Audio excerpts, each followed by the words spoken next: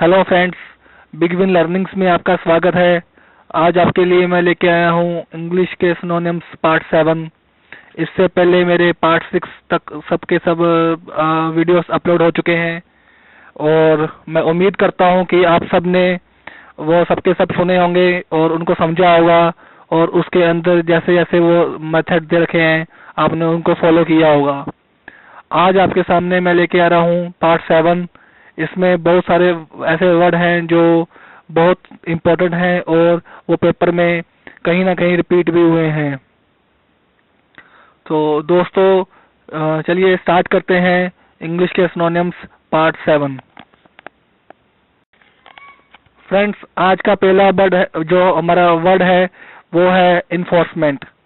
Enforcement एक noun है और इसका मीनिंग है दबाव। अगर आप इस वर्ड को ध्यान से देखेंगे, इस वर्ड में आपने देखा होगा कि जो इन्फोर्समेंट है उसमें एनफोर्स जो पहला है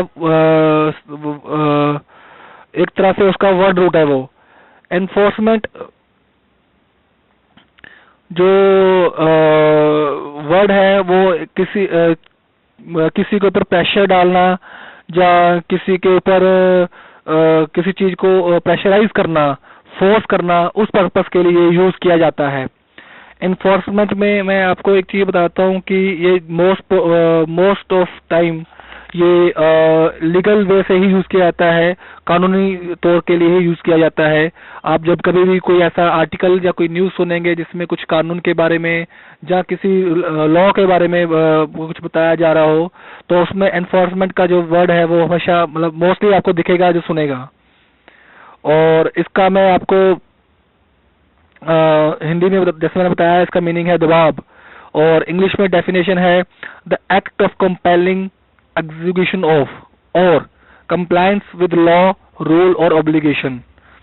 तो इसका सिनोनिम्स मैं आपको बताता हूँ। सिनोनिम्स हैं जैसे forcing, imposition, implementation, application, administration, execution, prosecution, compelling, extorting and demanding. ये सब के सब इसके सिनोनिम्स हैं। स्टेटमेंट के थ्रू मैं आपको बताने की कोशिश करता हूँ। The enforcement of the new law has showed complicated for police. जो नया लॉ आया है और उसके ऊपर जो उसको फॉलो करने के लिए या उसको दबाव डालने, उसके ऊपर न्यू जो नया कानून आया है और उसके ऊपर ज्यादा फोकस किया जा रहा है या ज्यादा दबाव दिया जा रहा है, वो दिखा रहा है कि वो कितना कॉम्प्लिकेटेड है पुलिस के लिए। पुलिस के लिए कितना ही वो कॉम्प्लिकेटेड होता जा रहा है, कितना ही कंफ्यूजिंग होता जा रहा है जो नया लॉ आया है और उसके ऊपर दबाव नए के जो नया कानून आया है, नए कानून के ऊपर दबाव डालने के लिए पुलिस को कितना कॉम्प्लिकेटेड मतलब कॉम्प्लिकेटेड होना पड़ रहा है। तो ऐसे इसको यूज किया गया है। तो दोस्तों ये था एनफोर्समेंट, एक नाउन जिसका मीनिंग है दबाव। फ्रेंड्स, नेक्स्ट जो हमारा वर्ड है वो है रिग्रेस।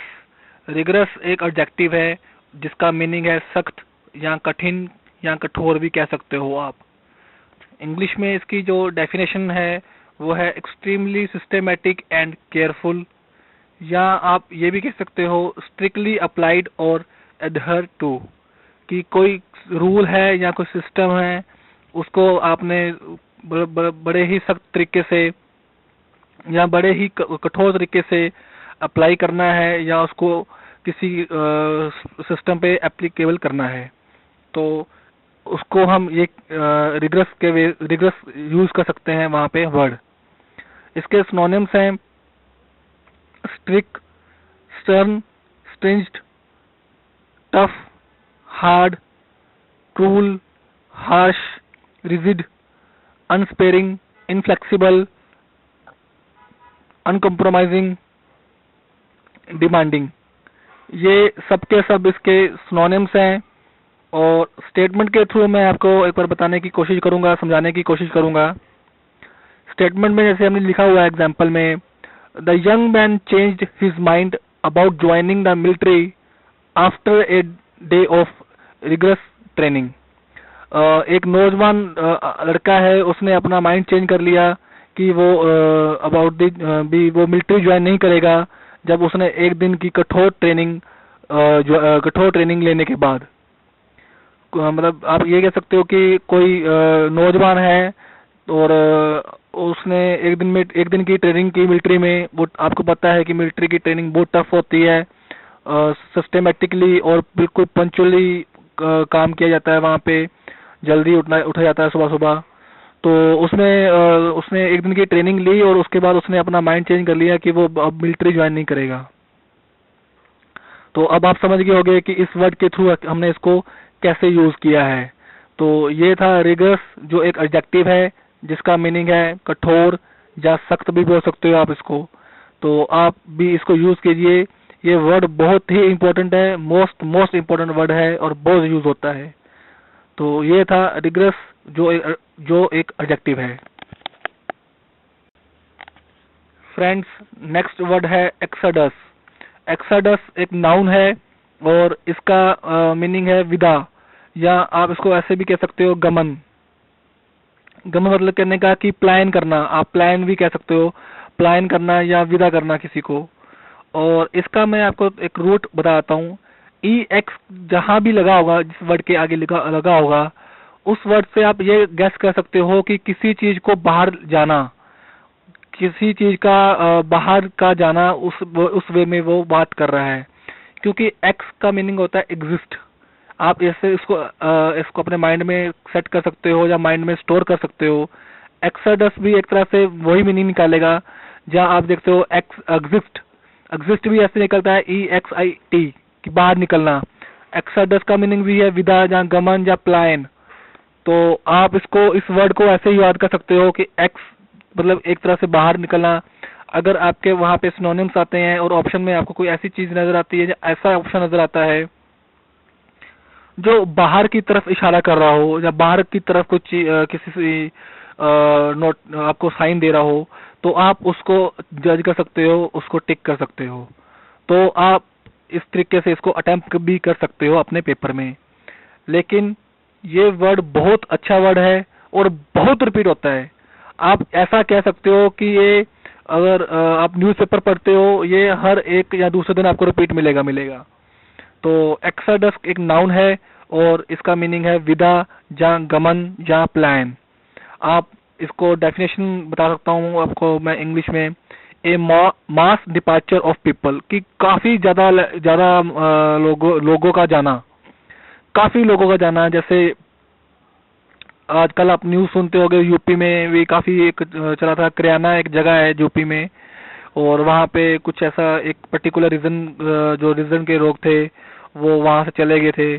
तो काफी इसके ऊपर ऑब्जेक्शन भी किया था हमारे NHRC जो संस्था है, नेशनल ह्यूमन राइट कमीशन। उन्होंने काफी कुछ इसके ऊपर अपने व्यूज दिए थे। मतलब मैं आपको जस्ट एक एग्जांपल दे रहा हूँ कि इसको हम प्रैक्टिकली, अगर मुझे लगेगा कि कोई वर्ड आपको अगर मैं प्रैक्टिकल आपको समझा सकूं, करंट कोई चीज आ रही है या करंट कोई न्यूज चल रही है, जहाँ कोई ऐसी न्यूज हो जो आपने पहले पढ़ी हो लेकिन अभी उसके दिमाग पे आपका असर हो, तो आप इसको ऐसे कह सकते हो। और इसके सिनोनिम्स मैं आपको बताता हूँ। सिनोनिम्स जो है वो है जैसे विदड्रॉल, इवैक्यूएशन, लीविंग, एग्जिस्ट हो गया, फ्लाइट हो गया, एस्केप हो गया, एंड इमिग्रेशन एंड माइग्रेशन। ये सब के सब इसके सिनोनिम्स हैं।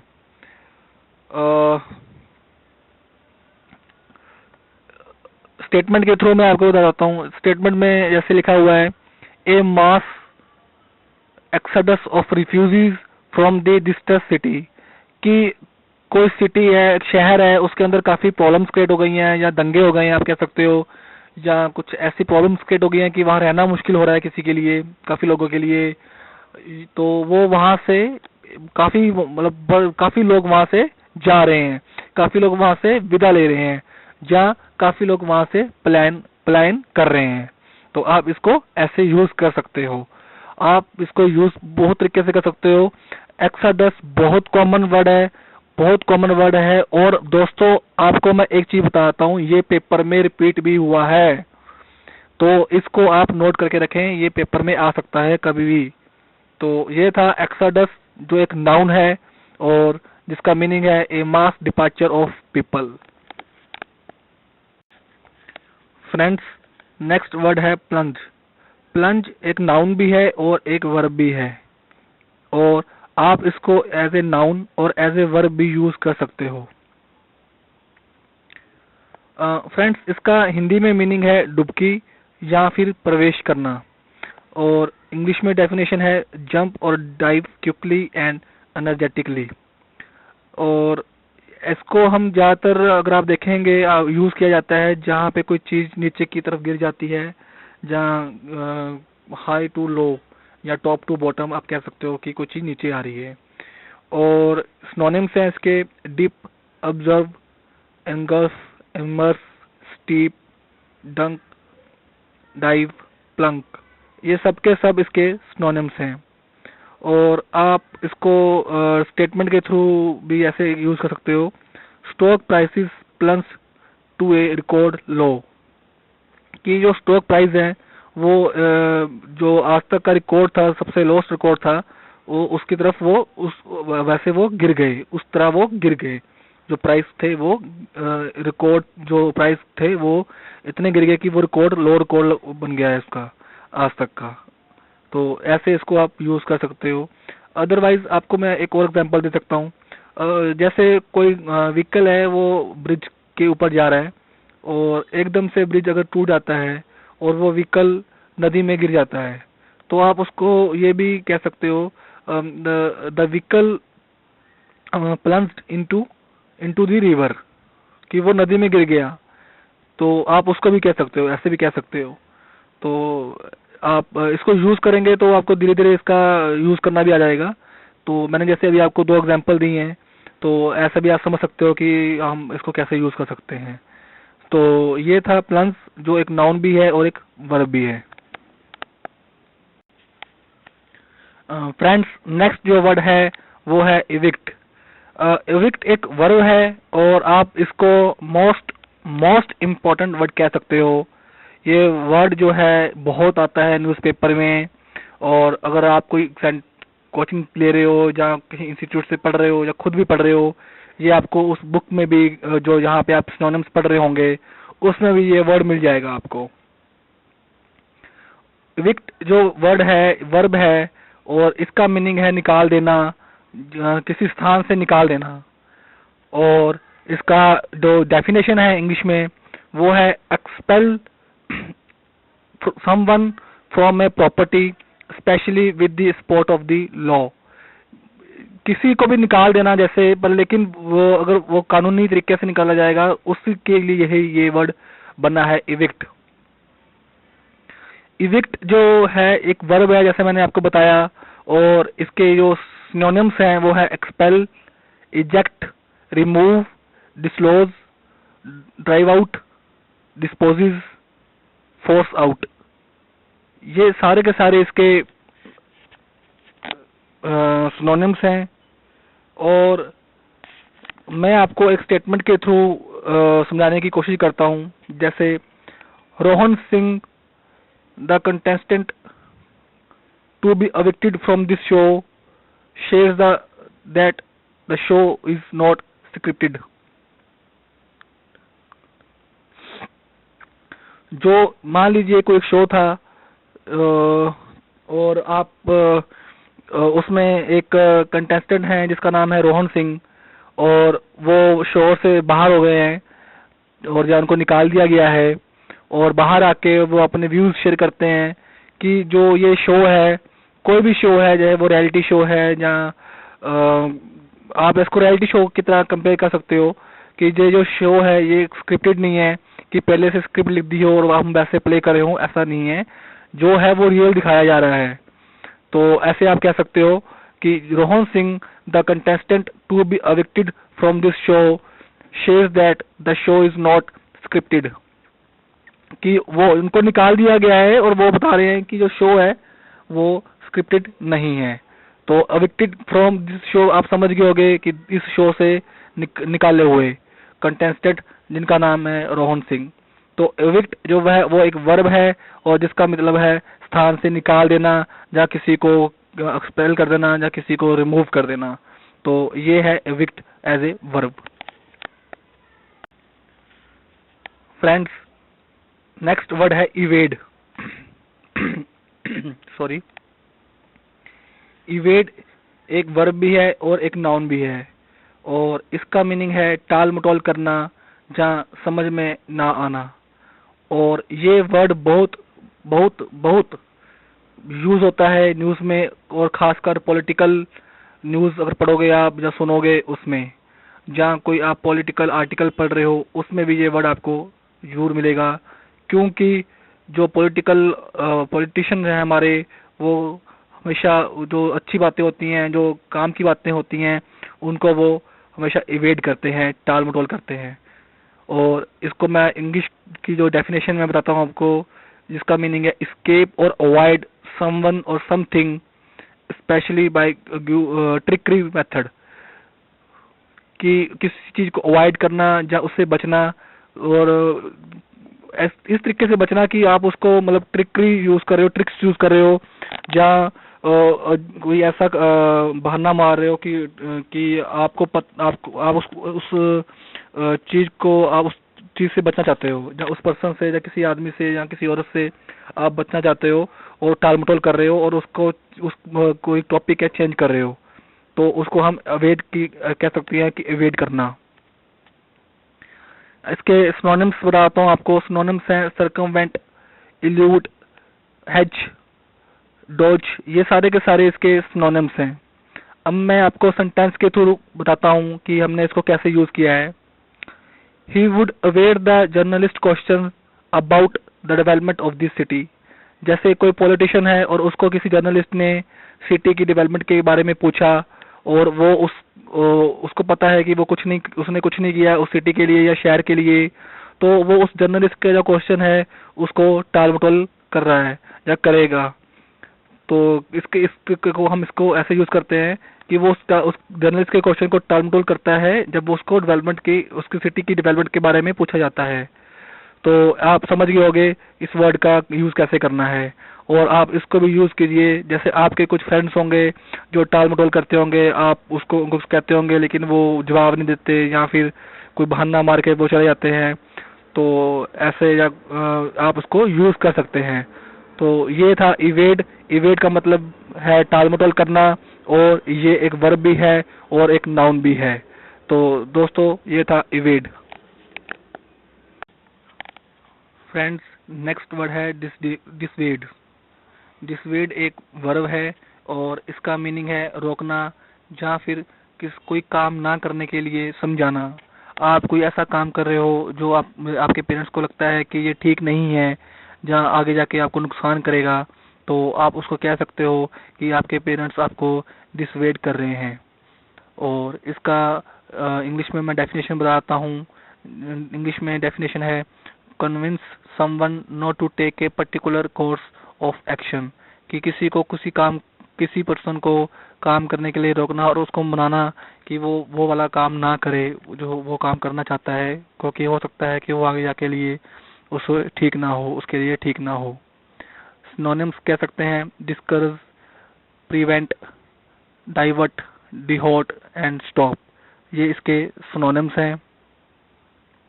स्टेटमेंट के थ्रू मैं आपको बताने की कोशिश करता हूँ। I always try to dissuade her from Bollywood ambitions.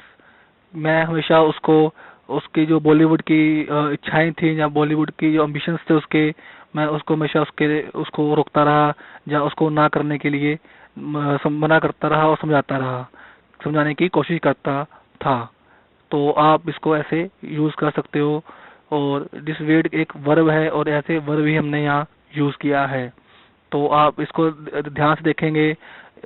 Writing जो है इसकी, लिखने का जो स्पेलिंग है वो कुछ और है, लेकिन प्रोनाउंसिएशन में ये कुछ और है। डिसवेड एक वर्ब है, और इसका मीनिंग है रोकना, या ना करने के लिए, या कोई काम ना करने के लिए समझाना। तो ये था डिसवेड। फ्रेंड्स, नेक्स्ट वर्ड है क्रेस्टफॉलन। क्रेस्टफॉलन एक एडजेक्टिव है, और इसका मीनिंग है निराश या उदास भी कह सकते हो आप। और इसका इंग्लिश में मीनिंग है सैड एंड डिसअपॉइंटेड। और ये वर्ड भी कभी कभी मैंने देखा है यूज होता है ओकेशनली, पर इतना फ्रिक्वेंटली यूज नहीं होता। सिनोनिम्स मैं बताता हूँ आपको। सिनोनिम्स है इसके, जैसे downhearted, despondent, disappointed, discouraged, dejected, depressed, desolate, heartbroken, doldrums, sad, gloomy, dismal, miserable, unhappy and fallen, abashed, dismayed, shatter, choked, dolorous, ये सब के सब इसके सिनोनिम्स हैं। अब आपको मैं स्टेटमेंट के थ्रू बताना चाहता हूँ। स्टेटमेंट में जैसे है, she was crest fallen when the veteran actor died a few days ago of his birthday. जैसे काफी लोग होते हैं, मान लीजिए कोई फीमेल पर्सन है और वो कोई कोई भी एक्टर है और उसके बहुत बड़े फैन है वो, और वो उस टाइम उदास हो जाते हैं जब वो एक्टर की डेथ हो जाती है उसके जन्मदिन से कुछ दिन पहले। तो ये ऐसे कह सकते हैं कि कोई ऐसा जी, या आप बहुत कोई सेलिब्रिटी है या कोई आपके बॉलीवुड स्टार है या हॉलीवुड स्टार है, और वो आप उसके बहुत बड़े मतलब फैन भी कह सकते हो, बहुत बड़े फॉलोअर हो आप, और आप उसको मतलब अचानक एक दिन आप कह लो कि जहाँ उनका बर्थडे होता है कुछ दिन बाद और वो उससे पहले वो डेथ हो जाती है, तो आप बहुत उदास हो जाते हो, आप क्रेस्ट फॉलन हो जाते हो। तो ये क्या है, एडजेक्टिव है क्रेस्ट फॉलन, और इसका मीनिंग है निराश या उदास। फ्रेंड्स, नेक्स्ट वर्ड है गलिच। गलिच एक नाउन है और जिसका मीनिंग है गड़बड़, और इंग्लिश में इसकी डेफिनेशन बताता हूँ आपको मैं। सफर ए सडन मल फंक्शंस और फॉल्ट, कि किसी भी चीज में कुछ गड़बड़ होना और अचानक से गड़बड़ आ जाना कह सकते हो आप, कि उसको वो सफर कर रहा है, उसको वो परेशान करे किसी चीज की, वो गड़बड़ कर रहा है या फॉल्ट कर रहा है, उसके अंदर प्रॉब्लम कर रहा है। इसका सिनोनिम्स एक ही मतलब जो मुझे लगा परफेक्ट लगा वो है बग, और ज्यादातर ये उस पर्पस में यूज होता है। जैसे स्टेटमेंट में लिखा है हमने, India's economic ties with Europe no के ग्लिच, कि इंडिया की जो इकोनॉमिक का है, अगर वो सॉरी इंडिया की जो इकोनॉमिक कंडीशंस हैं आप कह सकते हो, वो यूरोप के साथ अगर टाइज करती हैं या ड्रॉ करती हैं, तो वो एक गड़बड़ की ओर दस्तक दे रहा है, ना दस्तक देता है, वो हमारे लिए अच्छा नहीं है। तो या वो एक गड़बड़ी या एक प्रॉब्लम आगे जाके क्रिएट कर सकता है, तो इसको ऐसे यूज किया है।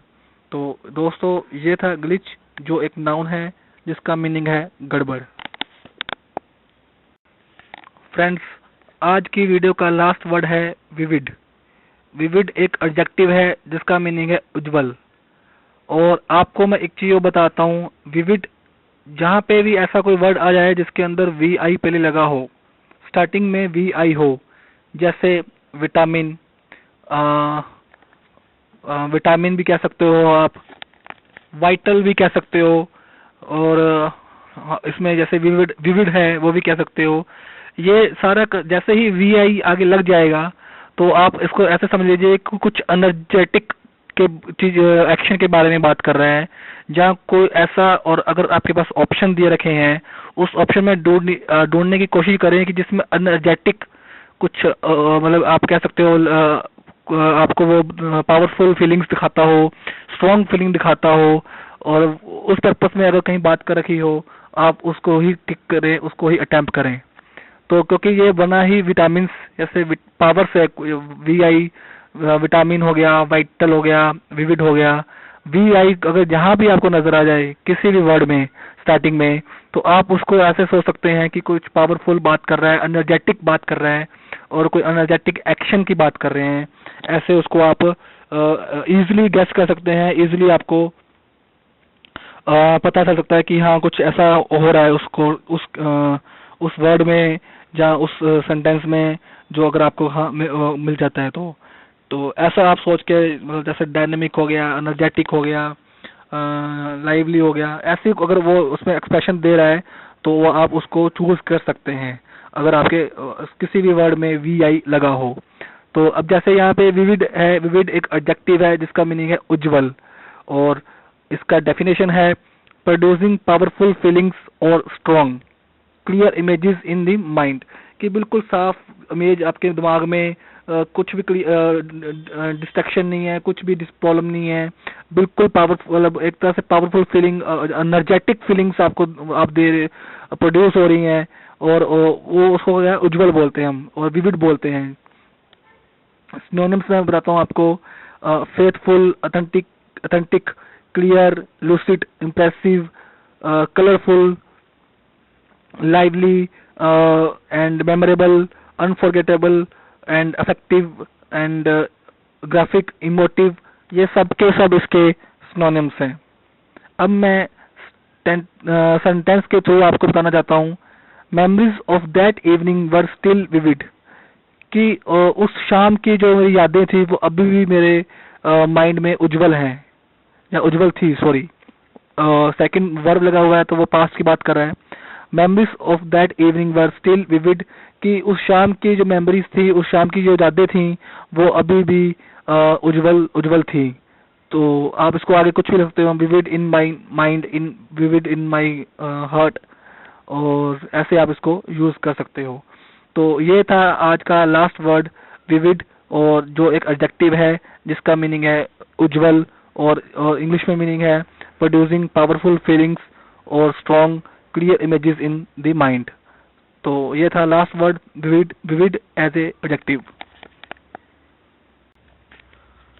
फ्रेंड्स, ये थे आज के इंग्लिश सिनोनिम्स पार्ट 7। और जैसा कि आपको मैंने पहले भी कहा था कि मैं रोज रोज 10-10 वर्ड लेके आ रहा हूँ, या मैक्सिमम मैं 15 तक लेके आता हूँ, पर मोस्टली मैं 10 या 11 के बीच में लेके आता हूँ, कि आपके ऊपर भी ज़्यादा प्रेशर ना हो, आपके ऊपर भी ज़्यादा आप डिप्रेशन ना लो या टेंशन ना लो कि इतने सारे वर्ड कैसे याद कर रहे हैं। मेरा मोटिव सिर्फ यही है कि मैं आपको जितने ज़्यादा वर्ड हो सके आपको मैं रिमाइंड करवा सकूं, आपके माइंड में सेट कर सकूं। और इसीलिए मैं रोज बोलता हूं आपको, जो रोज 10-10 वर्ड में लेके आ रहा हूं, आप उसको अपनी नोटबुक में ऐड कीजिए, और नेक्स्ट मॉर्निंग सुबह अपने घर से निकलने से पहले एक छोटे से पेपर में उसको नोट कर लीजिए। और आपने अगर एक बार वीडियो देखी है और आपने उसका हिंदी में मीनिंग पता चल जाता है, और आपको उसका एक बेसिक डेफिनेशन पता चल जाती है, तो आप उसको अपने ग्रुप्स में, अपने कॉलेज में, अपने ऑफिस में, अपने इंस्टीट्यूट में, सेंटर पे, कहीं भी आप बैठे हो, कोशिश कीजिए कि आप बात थोड़े टाइम के लिए ऐसा वक्त निकालिए कि उस वर्ड को आप यूज करिए। कुछ ऐसा माहौल क्रिएट करिए कि वो वर्ड आप आपकी मतलब मुंह से निकले और आपको याद रहे कि आपने वो यूज किया है। ऐसा करने से क्या होगा, आपको आपके एक तो जो वोकैब है वो भी इम्प्रूव हो जाएगी।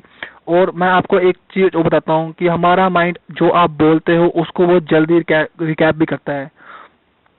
आप एक बार बोलोगे, फिर आप उसको शाम को एक बार थोड़ा सा उस पेज को देखिए कि आपने कौन कौन से वर्ड यूज किए आज, जो वर्ड से रह गए हैं वो आप उसी दिन उसको एक अलग से स्टेटमेंट अपने ओर से बना के नोट कर लीजिए। और ऐसा करने से क्या होगा कि वो आपके दिमाग में रहेंगे। नेक्स्ट टाइम कभी भी आपको किसी भी कॉम्प्रिहेंशन में या किसी भी पैरे में, किसी भी ऐसे में आपको वो अगर वो वर्ड नजर आता है तो आप समझ आओगे कि इसका मीनिंग क्या है। अगर आपको बेसिक भी पता चल गया उसका, अगर हिंदी में भी मीनिंग पता चल गया, तो भी आप उस पैरे की जो लाइन है, उस कॉम्प्रिहेंशन की जो लाइन है, आप उसको पढ़ लोगे। नेक्स्ट दोस्तों, आप आगे जैसे एग्जाम्स होते हैं उनमें रिटन भी होता है किसी किसी एग्जाम में, और उसमें क्या होता है कि आपसे वो ऐसे या कॉम्प्रिहेंशन पूछा जाता है या पीसीएस पूछी जाती हैं, और या एप्लीकेशन लिखनी होती है। आप अगर उस आपको अगर आपने कभी यूज ही नहीं किया हुआ वो वर्ड, तो आप कैसे लिख लोगे? आप जैसे ही शुरू करोगे आपके माइंड में वर्ड रहेंगे, आपको पता है उसको कैसे यूज करना है, अदरवाइज आप यूज ही नहीं कर पाओगे। ऐसे तो मतलब मैं आपको 1000 वर्ड देता हूँ एक दिन में, वो आप रट्टा मार लोगे, उससे कोई फायदा नहीं है। आप ये मत सोचो कि आपने एग्जाम क्लियर करना है, आप ये सोचो कि आपने अपनी वोकैब भी इम्प्रूव करनी है। मैं ये सारे वर्ड वही लेके आ रहा हूँ जो मैंने पढ़े हैं, जो मैंने सुने हैं न्यूज में, ठीक है? तो आप प्लीज इसको थोड़ा सा ध्यान से देखें, और जो मैं कह रहा हूँ मैं सही कह रहा हूँ, वो मेरा प्रैक्टिकल एक्सपीरियंस भी यही कह रहा है। तो बाकी मैं आपसे रिक्वेस्ट भी करूंगा कि आप प्लीज मेरी वीडियोस शेयर करें, और अगर आपका कोई क्वेश्चन है मैथमेटिक का, रीजनिंग का, इंग्लिश का, आप मेरा व्हाट्सएप नंबर है उस पर भी मुझे कर सकते हैं, मुझे मेल भी कर सकते हैं। तो तो जैसे जैसे और धीरे धीरे मैं और लेके आ रहा हूँ, मैं हर दिन स्लाइड लेके आ रहा हूँ सिनोनिम्स की, और जेके भी मैंने डाला है जिसमें आज और भी अभी वीडियोस अपलोड होने वाली हैं। आप इसको जितना है आपको अच्छा लगे तो प्लीज़ शेयर करें, लाइक करें। अगर कुछ इम्प्रूवमेंट चाहते हो आप मेरी ओर से तो प्लीज़ वो भी अपना फीडबैक दें, क्योंकि ये मेरे लिए सबसे मेरे लिए मेरा प्राइज़ यही है कि अगर आप मुझे ऐसे थोड़ा सा मोटिवेशनल अगर आप मुझे बताएंगे, इम्प्रूवमेंट बताएंगे तो मैं करूँगा। तो दोस्तों प्लीज़ इसको शेयर भी करें और इसको फॉलो भी करें, और यही मेरी आपसे रिक्वेस्ट है। Thank you very much.